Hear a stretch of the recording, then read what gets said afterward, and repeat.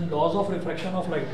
तो laws of refraction of light भी हमारे पास दो हैं भाई। पहला जो लॉ है, पहला लॉ तो वही है आपका कि the incident ray, the refracted ray, इस बार रिफ्रैक्टेड रे होगी, the incident ray, the refracted ray and the normal at the point of incidence they all lie in the same plane. पहला तो यही होगा। उसके बाद जो दूसरा है वो ये होता है कि sine of angle of incidence upon the sine of angle of refraction is equal to a constant, और उस कांस्टेंट को हम बोलते हैं refractive index of second medium with respect to first medium. मतलब जहाँ से लाइट रे आ रही है और जहाँ को लाइट रे जा रही है वो वाला तो 1μ2 लिखते हैं उसको, ठीक। तो ये रिफ्रैक्शन प्रूव करना है। रिफ्लेक्शन में क्या हो रहा था, रिफ्लेक्शन में लाइट रे जो है वो बाउंस बैक होगी, रिफ्रैक्शन में एक मीडियम से दूसरे मीडियम में जाएगी लाइट रे। देखिएगा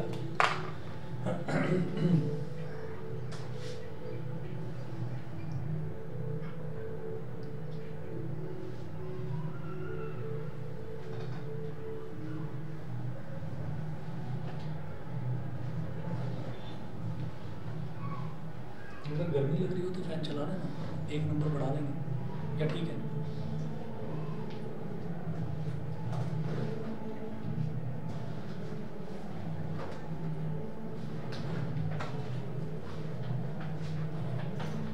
चलिए जी, तो refraction on the basis of wave theory.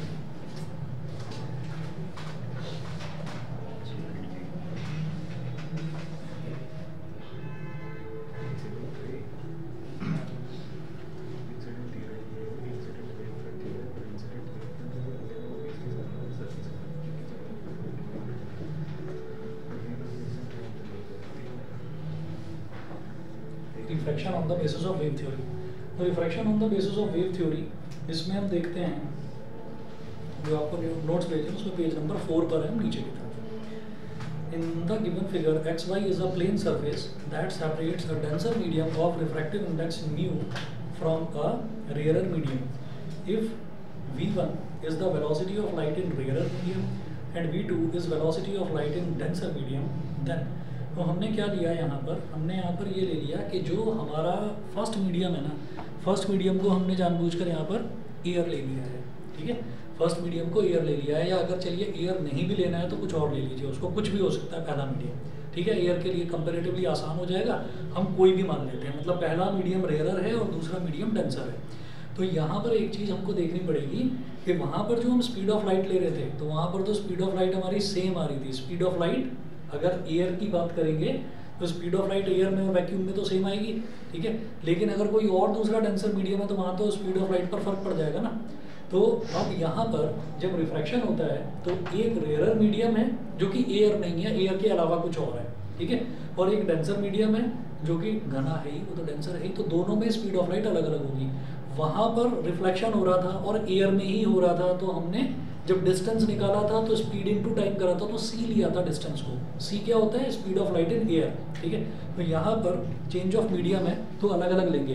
पहले मीडियम में v1 ले लेते हैं, दूसरे में v2 ले लेते हैं। पहले इसका डायग्राम देखिएगा। हमने कहा कि बाउंड्री जो है, दो मीडियम को सेपरेट करने वाली जो बाउंड्री है वो एक्स वाई है। यहाँ पर वहाँ पर प्लेन मिरर लिया था, यहाँ पर बाउंड्री लेंगे एक्स वाई लेंगे। तो बाउंड्री हो गई एक्स वाई, ये बाउंड्री हो गई। उसके बाद हम ये कहेंगे कि अब एक प्लेन वेव फ्रंट आ रही है। प्लेन वेव फ्रंट आएगी तो प्लेन वेव फ्रंट मान लीजिए इस तरीके से ऐसे आ रही है और टकराई, ठीक। तो उस प्लेन वेव फ्रंट को हमने बोल दिया ये प्लेन वेव फ्रंट है। तो उसको वैसे ही जैसे पिछली बार बोला था ए बी ही बोलेंगे इसको। ये हो गया ए और ये हो गया बी, ए बी, ठीक। इसके बाद अब हम ये कहेंगे कि ये जो प्लेन वेव फ्रंट है, इस प्लेन वेव फ्रंट पर, तो वेव फ्रंट कैसे है, वेव फ्रंट तो ऐसे है जैसे कि ये मोबाइल फोन है ना। तो वेव फ्रंट तो ऐसे हो गई कि भाई ये इधर से प्लेन वेव फ्रंट है तो मुझे सामने से तो ऐसे एक लकीर की तरह दिखाई दे रहा है, ठीक है। लेकिन इसके ऊपर रेज जो है वो लगातार सारी की सारी पैरेलल रेज उस पर स्ट्राइक कर रही है। बहुत सारी पैरेलल रेज हैं, तो हमने कहा कि कोई 3 पैरेलल रेज आप दिखा दीजिए। एक रे यहाँ पर दिखा दी, एक रे यहाँ पर और एक रे यहाँ पर, ठीक है। ये 3 रेज हो गई, ठीक है जी। एक रे हो गई ए, एक हो गई एक यहाँ पर ए पर स्ट्राइक कर रही है, एक इस जगह स्ट्राइक कर रही है, और रेज का नाम दे दिया 1 2 3। ठीक है, अब कहानी वही शुरू होगी जैसे कि रिफ्लेक्शन में शुरू हुई थी। तो वहाँ पर कहानी क्या थी कि भाई ये वाली जो लाइट रे है यहाँ पर, ये वाला जो पार्ट है, ये वाला जो टुकड़ा है इस पूरी वेव फ्रंट का, ये वाला टुकड़ा धीरे धीरे धीरे धीरे आकर यहाँ पर टकराएगा। ठीक है, तो उसको टकराने में जितना भी टाइम लगेगा, उस टाइम को अगर मैंने टी मान लिया, तो उतने टाइम में जो यहाँ का जो वेव फ्रंट है, ये वाला जो वेव का जो टुकड़ा है, वो टुकड़ा उतने में रिफ्रैक्ट हो गया होगा। रिफ्रैक्ट होकर वहाँ गया था, वहाँ तो बाउंस बैक होकर ऐसे ही जा रहा था सही। यहाँ पर क्या है कि यहाँ पर वो यहाँ एंटर कर जाएगी वेव। ठीक है, तो वेव यहाँ पर एंटर कर जाएगी। तो हमने क्या करा, मेरी बात समझ रहे हैं? हाँ, वेव वेव है ना। एक्चुअली क्या है कि हम दिखाने के लिए तो स्ट्रेट लाइन ही दिखा रहे हैं, वो पूरी की पूरी वेव ही तो एंटर करेगी। ये पूरी वेव है ऐसे, है ना। तो उसका ये वाला हिस्सा एंटर करेगा, रिफ्रैक्ट होगा, फिर आगे वाला हिस्सा रिफ्रैक्ट होगा, फिर आगे वाला हिस्सा रिफ्रैक्ट होगा, इस तरीके से। ठीक है, तो अब जरा समझिएगा कि हमने ये बोला कि ये यहाँ से यहाँ तक आने में इसको कुछ टाइम लगा, तो उस चीज को हम यहाँ पर बोल देते हैं कि if v1 is the velocity of light in rarer medium and v2 is the velocity of light in denser medium। ठीक है, और हमने क्या करा, यहाँ पर ये ले लिया रेयर मीडियम, रेयर मीडियम को बोल दिया मीडियम 1, तो इसमें जो वेलोसिटी है लाइट की वो v1 बोल दी, और ये हो गया डेंसर मीडियम। डेंसर मीडियम को हम बोल देंगे मीडियम 2, तो इसमें जो लाइट की वेलोसिटी है दैट इज v2। ठीक, अब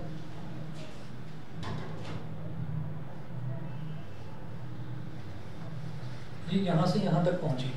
ठीक है, ये वाला जो टुकड़ा है ये यहाँ से यहाँ तक पहुँचा। अच्छा, तो यहाँ से यहाँ तक पहुँचने में इसको कुछ टाइम लगा, तो इस टुकड़े ने तो यहाँ से यहाँ तक का डिस्टेंस ट्रैवल कर लिया क्योंकि रेयर मीडियम है, और ये वाला जो टुकड़ा है ये थोड़ा कम डिस्टेंस ट्रैवल करेगा क्योंकि डेंसर मीडियम है। तो डेंसर मीडियम में जो स्पीड ऑफ लाइट है वो कम हो जाती है। ठीक है ना, तो ये जो v1 है, ऑब्वियस सी बात है कि ये जो v1 है ये ज़्यादा है, तो जिसकी स्पीड ज़्यादा है वो सेम टाइम ड्यूरेशन में ज़्यादा डिस्टेंस ट्रैवल करेगा, जिसकी स्पीड कम है वो सेम टाइम ड्यूरेशन में कम डिस्टेंस ट्रैवल करेगा। तो हमने क्या करा, हमने यहाँ पर डिस्टेंस निकाल लिया। सबसे पहले तो हम ये डिफाइन करेंगे कि जो हमारा पहला वाला मीडियम है, पहले वाले मीडियम के लिए जो रिफ्रैक्टिव इंडेक्स है उसको मैंने μ1 बोल दिया, μ1। ठीक है, तो μ1 क्या हो जाएगा, c/v1। अब मेरी बात समझिएगा, ये c/v1 कैसे है। जब भी हम रिफ्रैक्टिव इंडेक्स की बात करते हैं तो हम ऐसे लिखते हैं 1μ2। 1μ2 का मतलब क्या होता है, 1μ2 का मतलब होता है refractive index of medium 1 with respect to medium 2 with respect to medium 1। और इसको लिखते कैसे हैं, speed of light in medium 1, अगर मीडियम 1 एयर है तो c आ जाएगा speed of light in medium 1 upon speed of light in medium 2। तो अगर किसी का भी रिफ्रैक्टिव इंडेक्स दे रखा है, जैसे मीडियम 1 का अलग रिफ्रैक्टिव इंडेक्स दे रखा है, सिर्फ रिफ्रैक्टिव इंडेक्स मीडियम 1 का दे रखा है, तो वो एब्सोल्यूट रिफ्रैक्टिव इंडेक्स होता है। एब्सोल्यूट रिफ्रैक्टिव इंडेक्स का मतलब ये है कि हम ये मान रहे हैं कि इसका रिफ्रैक्टिव इंडेक्स भी एयर के रिस्पेक्ट में दे रखा है और इसका रिफ्रैक्टिव इंडेक्स भी एयर के रिस्पेक्ट में दे रखा है। तो मैं μ1 को c/v1 बोल सकता हूँ। एयर के रिस्पेक्ट का मतलब ये है कि एयर के लिए लिखा नहीं जाता यहाँ पर। हमने कहा कि a/μ1, तो speed of light in air क्या होता है, c होता है ना, और speed of light in medium 1 v1 होता है। तो इसलिए इसको c/v1 लिख दिया, तो यहाँ a लिखा नहीं जाता बस। इसी तरीके से μ2 न्यूमेरिकल्स में भी आप लोगों ने अगर ध्यान दिया होगा, रिफ्रैक्शन वाले जो न्यूमेरिकल्स करेंगे उसमें भी अगर हमको ये दे रखा है ना कि स्पीड ये रिफ्रैक्टिव इंडेक्स ऑफ पेट्रोल या रिफ्रैक्टिव इंडेक्स ऑफ केरोसिन, तो इसका मतलब क्या है कि रे ऑफ लाइट मान लिया गया है कि एयर से आई है, तो सबका स्टैंडर्ड रिफ्रैक्टिव इंडेक्स जो है वो एयर के रिस्पेक्ट में निकाला जाता है। तो ये μ2 क्या हो गया हमारे पास, c/v2, refractive index of medium 2 with respect to air, ऐसे हमने निकाला। अच्छा जी, 1μ2 क्या हो जाएगा, 1μ2 हमको पता ही है वो v1/v2 हो जाएगा। वो आप यहाँ से करके भी देख लीजिए। 1μ2 का मतलब होता है 1μ2 का मतलब होता है μ2/μ1। ठीक है, μ2/μ1, तो μ2 कितना है c/v2, और μ1 कितना है c/v1।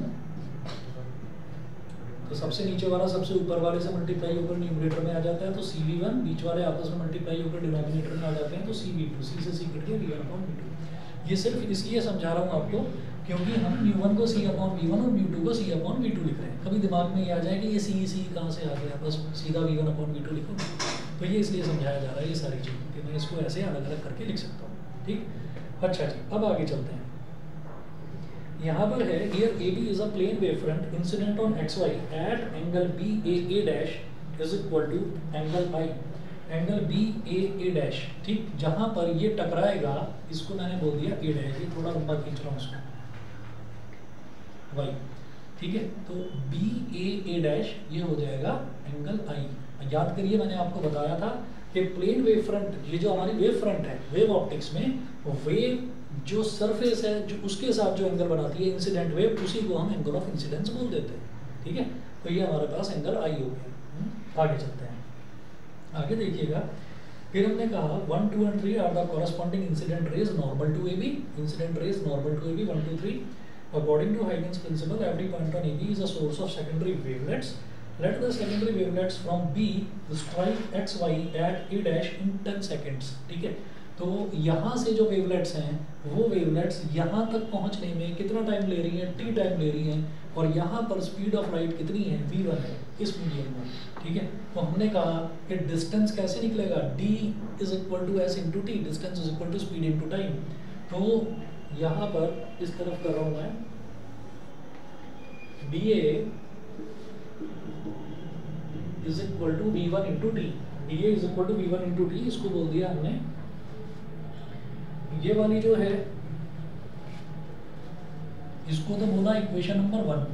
ठीक है, और जो ये वाली है BA is equal to BA dash, sorry BA dash is equal to V1T, इसको बोल दिया इक्वेशन नंबर 2। ये इक्वेशन नंबर 2 हो गई। अब आगे बढ़ेंगे।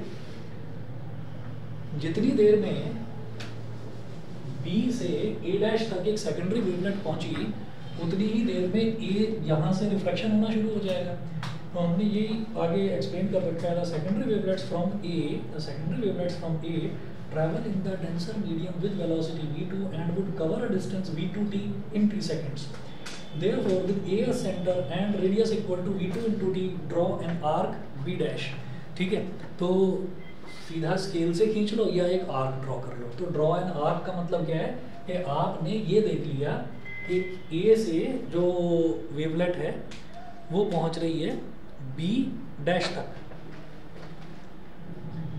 तो हमने कह दिया AB डैश कितना हो गया, V2 into T, same time duration में। ठीक, तो V2 इंटू टी ये कोई वैल्यू आएगी, लेंथ आएगी, स्पीड इंटू टाइम ये लेंथ आएगी, डिस्टेंस आएगा। तो 2 सेंटीमीटर या 3 सेंटीमीटर जितना भी आया उसको कंपास में लिया, और कंपास में लेकर हमने यहाँ से एक आर्क ड्रॉ कर दिया ऐसे। ठीक है, और वहाँ तक लाइन को ज्वाइन कर दिया इस तरीके से। ठीक है, अच्छा जी, ये करने के बाद में फिर हम ये कहेंगे इसी तरीके से यहाँ से भी, इसी तरीके से यहाँ से भी, ये वाली जो रे है ये इस तरीके से पहुँचेगी। ठीक है, तो यहाँ से भी कुछ आएगा, तो यहाँ से क्योंकि ये बाद में पहुँची है तो इसको कम टाइम मिला है, स्पीड वैसे ही कम है, तो ये कम डिस्टेंस ट्रैवल करेगी ऐसे। ठीक है, तो हम क्या करेंगे, यहाँ से एक टेंजेंट ड्रॉ कर देंगे इस तरीके से जो इस पॉइंट को ज्वाइन करे।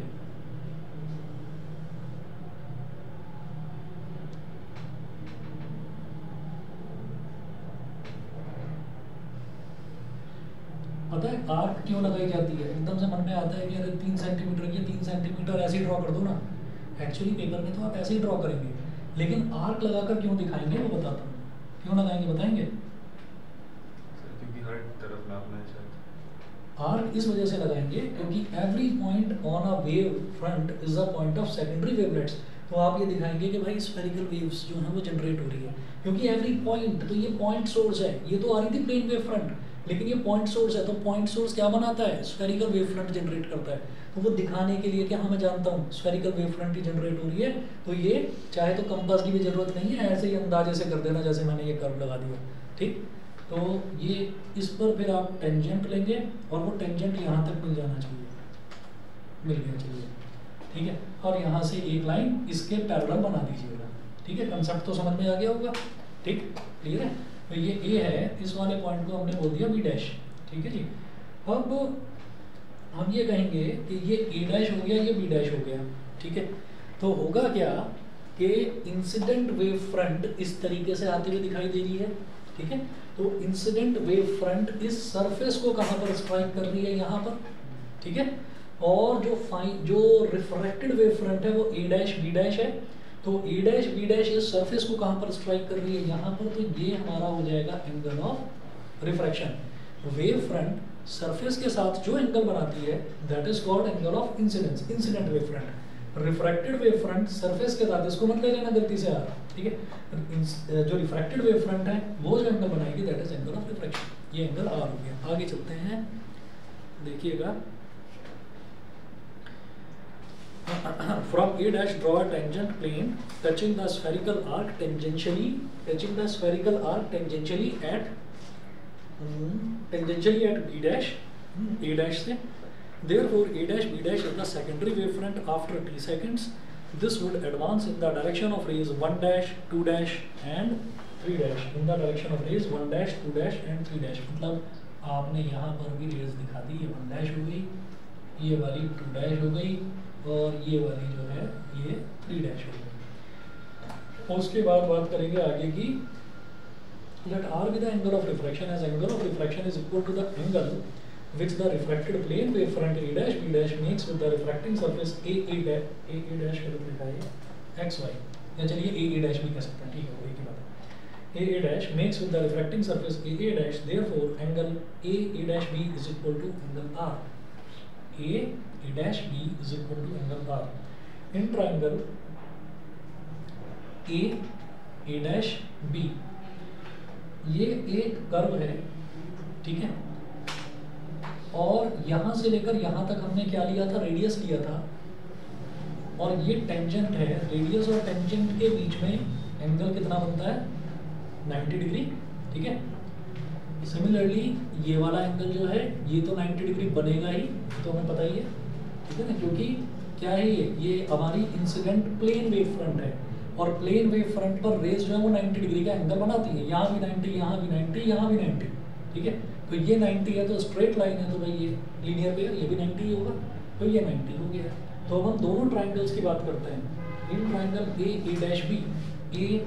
डैश बी साइन आर, मेरे को साइन आर और साइन आई की जरूरत पड़ेगी जो हमारा एक लॉ ऑफ रिफ्लेक्शन है, स्नेल्स लॉ, वो प्रूव करने के लिए। तो हम ये कहेंगे in triangle A dash B sin R is equal to B A dash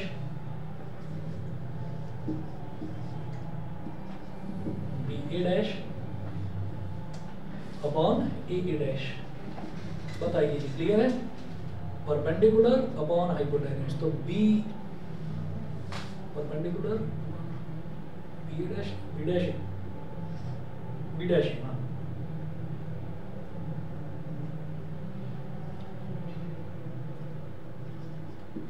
dash A sign are निकाल रहा हूँ ना, ए डैश बी डैश, सॉरी मैंने ये गलत, ए डैश बी डैश, ठीक। तो ये हमारे पास हो गया B dash A on A dash, ठीक है।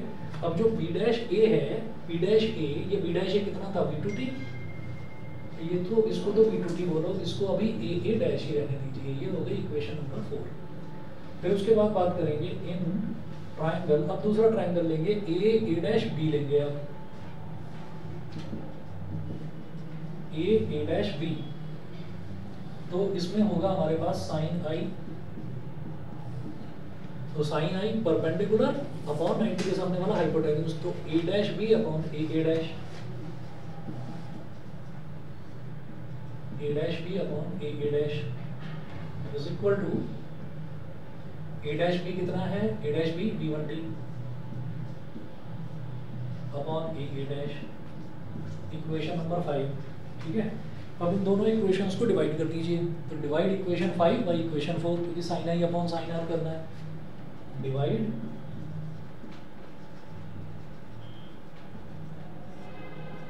इक्वेशन 5 बाई इक्वेशन 4, तो ये हो गया sine I upon sine R, तो ये हो गया v1t upon a dash upon v2t upon a dash. Numerator और डिनोमिनेटर जब दोनों का डिनोमिनेटर सेम है तो वो कैंसिल आउट हो गया, क्या बचा v1t अपॉन v2t, t से t कैंसिल आउट हो गया, और v1 अपॉन v2 जो है वो क्या था 1 mu2 के इक्वल था, ठीक है, तो 1 mu2 के इक्वल हो गया। तो ये हमारा this proves Snell's law of refraction.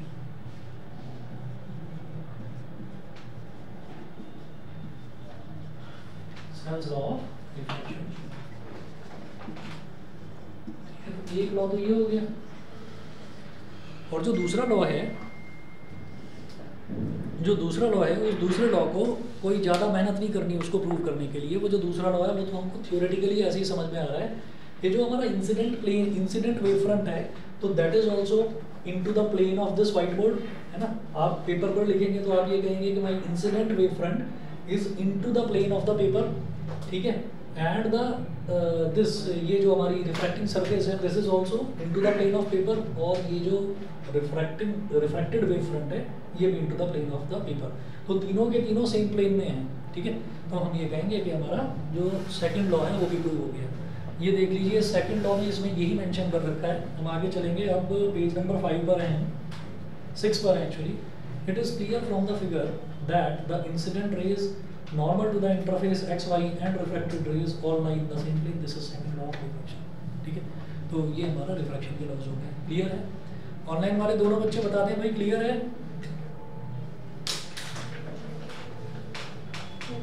ठीक है। अच्छा याद रखिएगा मैंने लास्ट क्लास में भी बताया था डिफ्रैक्शन वाला पोर्शन जो है जिसमें फ्रिंज विड्थ वगैरह निकाली जाती थी diffraction due to a single slit and double slit, वो हटा दिया है सिलेबस में से। तो हमारे पास लिमिटेड टॉपिक्स बचे हैं, और ये जब टॉपिक्स ज़्यादा भी थे तब भी ऑल्टरनेट ईयर्स में एक बार रिफ्लेक्शन का प्रूफ एक बार रिफ्रैक्शन का प्रूफ आता ही आता था। लास्ट कितने भी पेपर उठाकर देख लो खूब आया है reflection refraction. Young's double slit आ रहा है, वो आ रहा है। ठीक है जी, अब अगला टॉपिक स्टार्ट करते हैं यहाँ पर, behaviour of prism towards plane wave front. तो ये जो है इनका सिर्फ क्वालिटेटिव आइडिया चाहिए। अगर लिखा है ना कि क्वालिटेटिव आइडिया चाहिए, तो क्वालिटेटिव आइडिया का मतलब ये है कि सिर्फ होता क्या है बस वो बताना है, और जहाँ पर डिटेल में है क्वांटिटेटिव आइडिया वहाँ पूरी क्वांटिटेटिव मतलब पूरी की पूरी उसकी क्वांटिटी बड़ी होनी चाहिए, मतलब डेरिवेशन वगैरह सब कुछ वो पूरा करना है। तो behaviour of prism towards plane wave front ये देखेंगे। तो अगर प्रिज्म है तो उस पर अगर रे टकराती है वो तो मुझे पता है कि रे अगर हमारा राइट एंगल प्रिज्म पर टकराएगी, है ना, तो एक बार तो 90 डिग्री डेविएट कर देती है इमेज को, एक बार 180 डिग्री डेविएट कर देती है, ठीक। तो ये तो रेज में था, और दूसरा ये था कि वो तो हमने राइट एंगल प्रिज्म की बात करी जो 90 45 45 वाला प्रिज्म होता है उसकी बात करी। अगर नॉर्मल प्रिज्म की बात करें तो नॉर्मल प्रिज्म जो है, नॉर्मल प्रिज्म में तो डेविएशन इस तरह से होता है कि वाइट लाइट आई और उसने 7 अलग अलग रंगों में उसको स्प्लिट कर दिया, ऐसे होता है, ठीक है। अब अगर वेव फ्रंट आ रही है तो क्या होगा, तो देखिए अब यहाँ पर प्रिज्म हमने दिखा रखा है, आपको बस इतना ही याद करना है और ज़्यादा डिटेल में इसको नहीं करना, जितना दे रखा है सफिशिएंट है बस। Behaviour of prism towards plane wave front in figure ABC is a prism with small angle A। Prism का जो टॉप में जो एंगल बनता है that is called angle of prism, उसको कैपिटल A बोलते हैं जो एंगल ऑफ प्रिज्म होता है। तो on which a plane wave front KB is incident, different parts of the wavefront travel different thickness of glass prism, maximum at the bottom and minimum at the top. As speed of light in material of prism is less than the speed of light in air, speed of light in material of the prism denser, तो उसके अंदर speed of light कम हो जाएगी। Therefore, emerging plane wavefront is CL, where अब देखिएगा किस तरीके से बनेगा, और ये वाला मिटा रहा हूँ।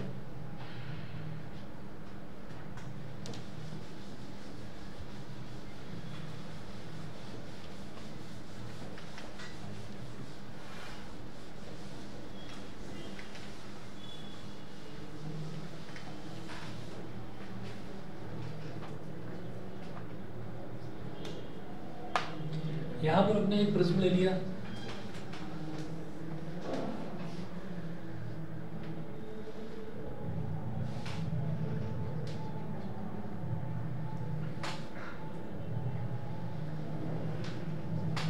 ABC ये हमने प्रिज्म ले लिया। तो यहाँ पर जो A है ये एंगल ऑफ प्रिज्म कहलाता है, जो ऊपर की तरफ होता है ये एंगल ऑफ प्रिज्म कहलाता है। अब हमने एक वेव फ्रंट ले ली KB, मतलब वो यहाँ B से जुड़ी हुई है, वेव फ्रंट ऐसे आई और आकर यहाँ पर टकराई।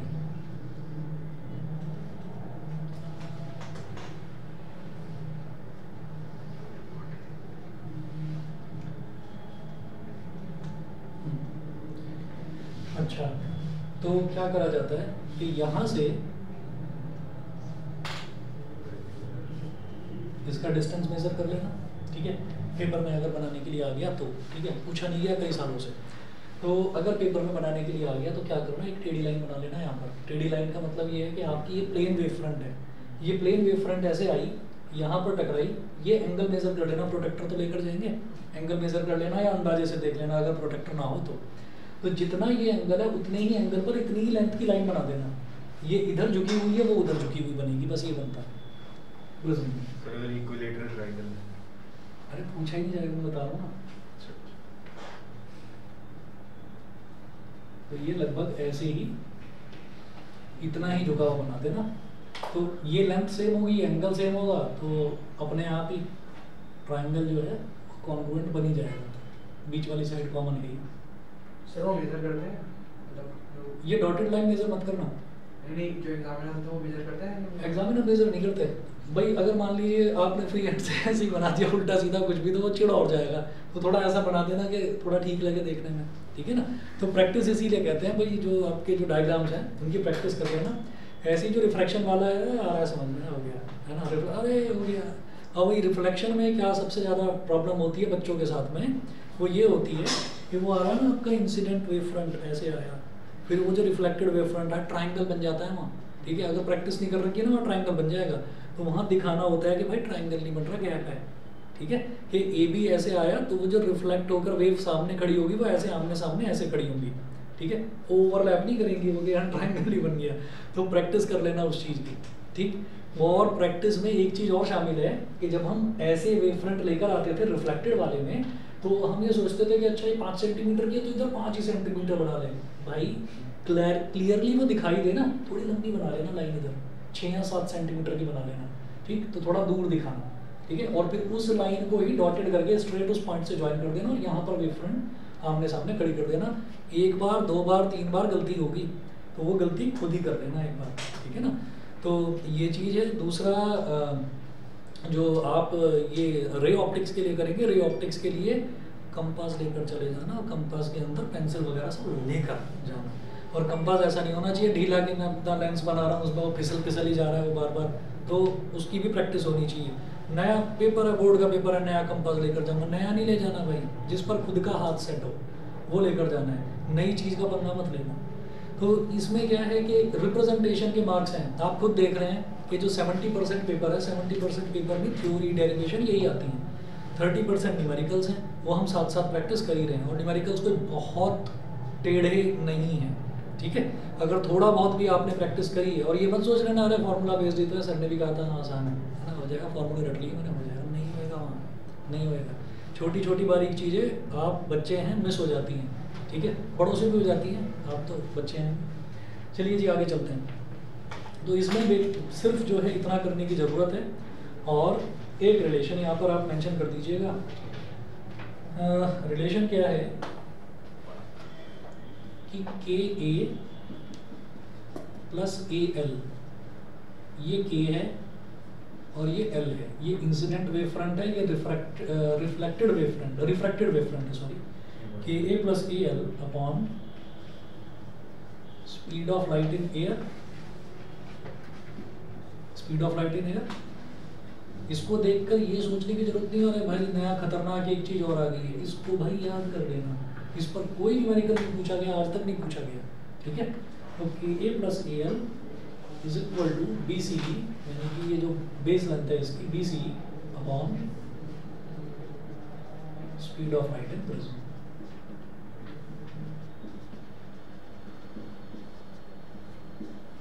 ठीक है, तो ये मेंशन कर देना बस वहाँ पर, और कुछ नहीं। तो प्रिज्म में हमको और कुछ करने की जरूरत नहीं है। It is clear from the figure that on passing through a prism the रे is bent towards the base of the prism. जो रेज है वो थोड़ी सी बेस की तरफ को झुकी हुई रहती है, ऐसे इतना शो कर दीजिए, दैट्स इट। उसके बाद में ये तो बिहेवियर ऑफ अ प्रिज्म था, ठीक है, प्लेन वेव फ्रंट का असर क्या होता है प्रिज्म के सामने। अच्छा, और वो किस तरह से बिहेव करता है प्लेन वेव फ्रंट के लेंस के सामने, वो देख लीजिएगा। एक बार लेंस का देखेंगे और एक बार मिरर का देखेंगे, एक बार लेंस का एक बार मिरर का, ठीक है। बस 1 मिनट वेट करिए, मैं 1 मिनट में आ रहा हूँ।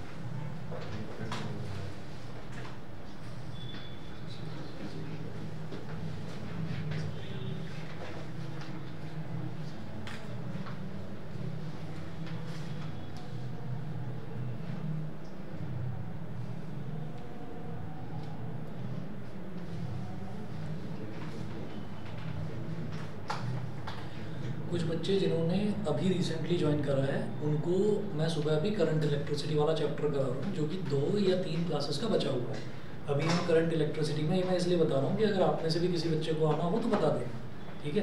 करंट इलेक्ट्रिसिटी में जो है ना, करंट इलेक्ट्रिसिटी में अभी हम पहुँचे हैं KCL और KVL करेंगे आप, ठीक है। KCL KVL और आपका व्हीटस्टोन ब्रिज ये बचा हुआ है, तो मैं सुबह 9:30 या 10:30 बजे उनको बुलाता हूँ, ठीक है। अगर तुम्हें भी आना हो तो आ जाना, ठीक है।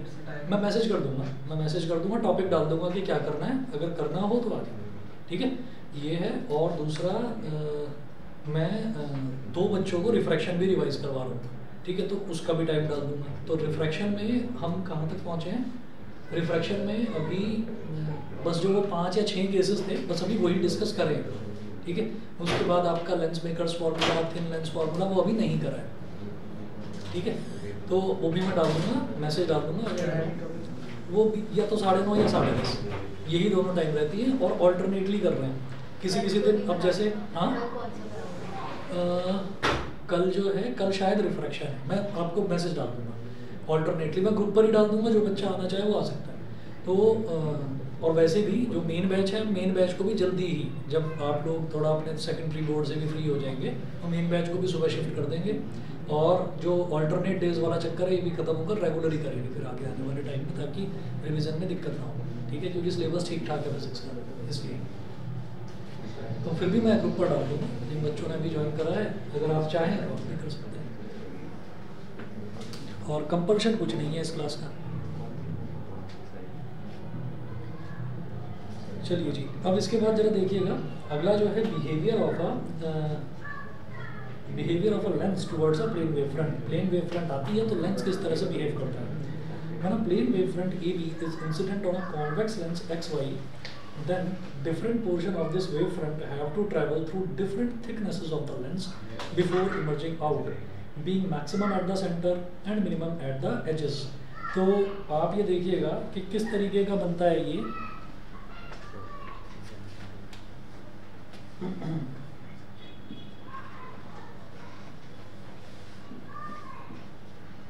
behavior of a lens towards a plane wavefront।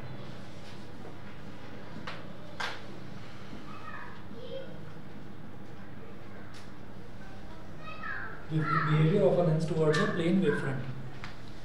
तो इसमें देखिएगा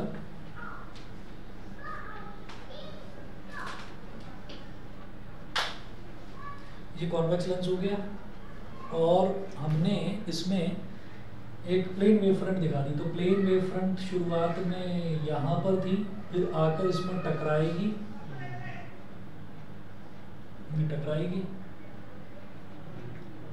तो जब ये टकराएगी, टकराने के बाद अब इसको हमने एक्स और वाई बोल दिया, और मतलब जो टॉप पॉइंट है और बॉटम पॉइंट है लेंस का, और जो वेव फ्रंट है इसको ए बी बोल दिया, और जो ये वाला पॉइंट है इसको हमने P1 बोल दिया। और ये जो डॉटेड रेज दिखा रखी है, डॉटेड रेज ये है कि भाई ये रेज हैं, रेज प्लेन वेव फ्रंट पर परपेंडिकुलर ही होगी। तो 1 2 3 जितना मन करे दिखा दो। उसके बाद हमने कहा कि सबसे ऊपर वाली जो रे है वो ऐसे टकरा कर जाएगी और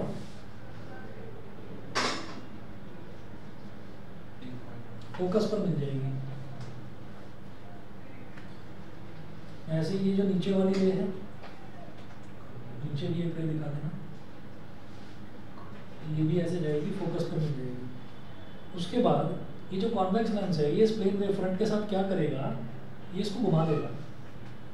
मतलब जो ये मोबाइल फोन अगर इसको एक प्लेन वेव फ्रंट माना जाए तो ये जो इस तरीके से है तो ये कर्व हो जाएगा ऐसे, ठीक है, कर्व बन जाएंगे, एक कर्व, दूसरा कर्व, तीसरा कर्व, ऐसे ये कर्व बनते चले जाएंगे, चौथा कर्व, और फाइनली सारे कर्व्स जो हैं वो यहाँ आकर खत्म हो जाएंगे, ठीक है, फोकस पर सारे के सारे खत्म हो जाएंगे। तो ये बिहेवियर होता है लेंस के सामने एक वेव फ्रंट का, ठीक है।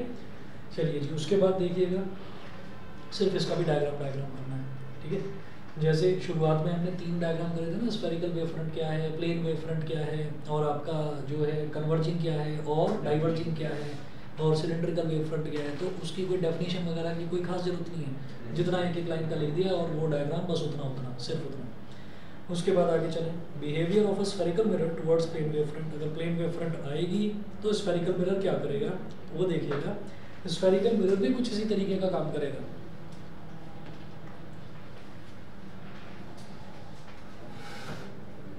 बिहेवियर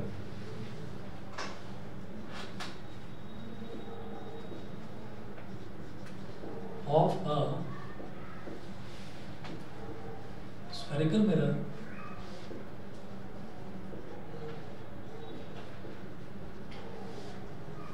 towards a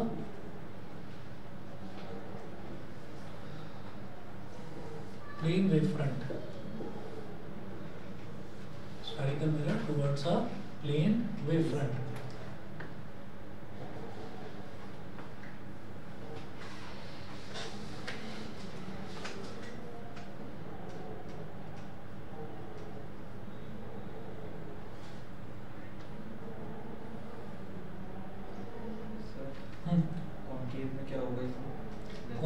कॉनकेव का दे नहीं रखा बुक में, ठीक है, कॉन्वेक्स का दे रखा है, कॉन्वेक्स का करो बस। ऐसे ही यहाँ पर भी कॉनकेव मिरर का दे रखा है, बस कॉनकेव मिरर का करो, ज़्यादा पंगा लेने की जरूरत ही नहीं है। तो अब आप ये देखिएगा कि यहाँ से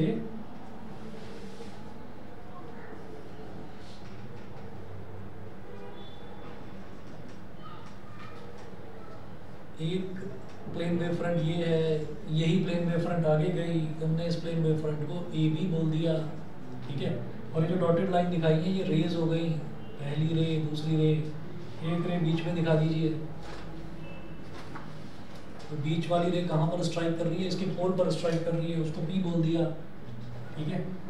और यहाँ पर हो गया इसका फोकस, तो यहाँ भी वही काम होगा, एक वेव फ्रंट ऐसे रिफ्लेक्टेड वेव फ्रंट, एक रिफ्लेक्टेड वेव फ्रंट थोड़ी छोटी, एक और छोटी, एक और छोटी, और अल्टीमेटली डॉट पर आकर खत्म हो जाएगी, ठीक है जी। ये हो गया। अब उसके बाद दो क्वेश्चंस हैं इसमें, वो दो क्वेश्चंस देखिएगा। पहला क्वेश्चन है when monochromatic light is incident, ये याद करने वाले क्वेश्चन है दोनों के दोनों।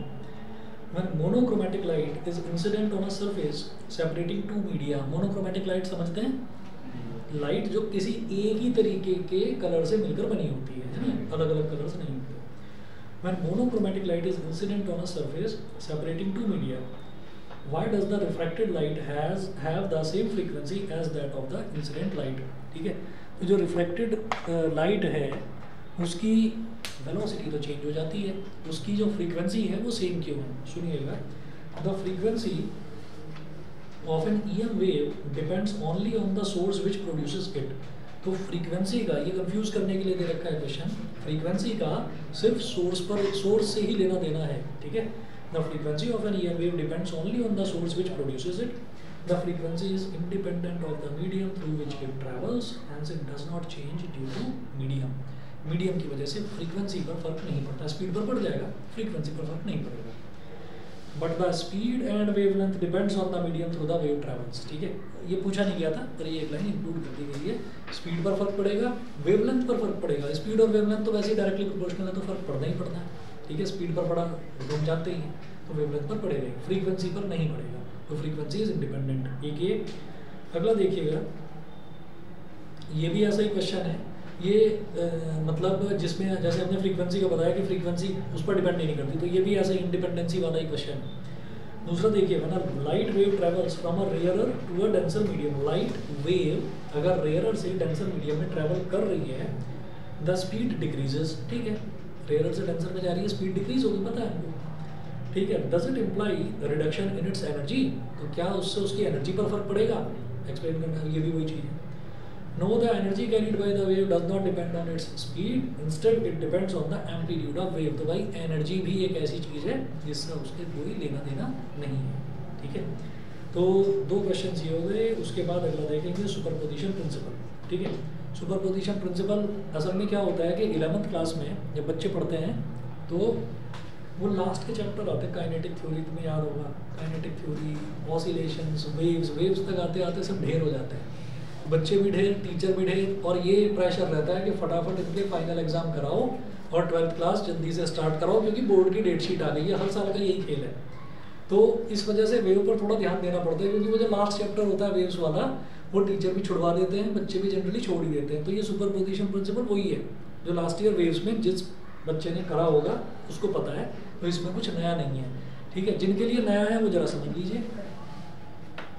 सुपरपोजिशन प्रिंसिपल ये कहता है कि अगर हमारे पास दो वेव्स हैं, ठीक है, सेम फेज में वाइब्रेट कर रही हैं, डिफरेंट फेज में नहीं, सेम फेज का मतलब ये है कि जो एंगल है ना, एंगल सेम है, ठीक, एम्पलीट्यूड अलग अलग हो सकता है। तो अगर दो वेव्स हैं वो सेम फेज में ट्रैवल कर रही हैं, तो हमसे ये पूछा जाए कि उनका रिजल्टेंट क्या होगा, तो रिजल्टेंट ये होगा कि जो वेव बनेगी ना वो एडअप हो जाएगी, एडअप होकर बड़ी हो जाएगी। दिस इज कॉल्ड सुपरपोजिशन, ठीक है, और कुछ नहीं है इसमें। अच्छा, अगर एक वेव ऊपर की तरफ जा रही है, ठीक है, मतलब एक वेव तो इंक्रीजिंग नोट पर है और एक वेव डिक्रीजिंग नोट पर है, तो सबट्रैक्शन हो जाएगा, बस ये होता है, ठीक है। तो इतना कर लीजिए, बस इतना कर लीजिए, आगे का मैं आपको नोट्स भी भेजता हूँ, आगे का भी जल्दी कराते हैं, ठीक है जी। ये कर लीजिएगा, यहाँ तक पूरा पक्का प्रिपेयर रखना, कोई चीज़ छोड़ना मत इसकी, ठीक, चलिए।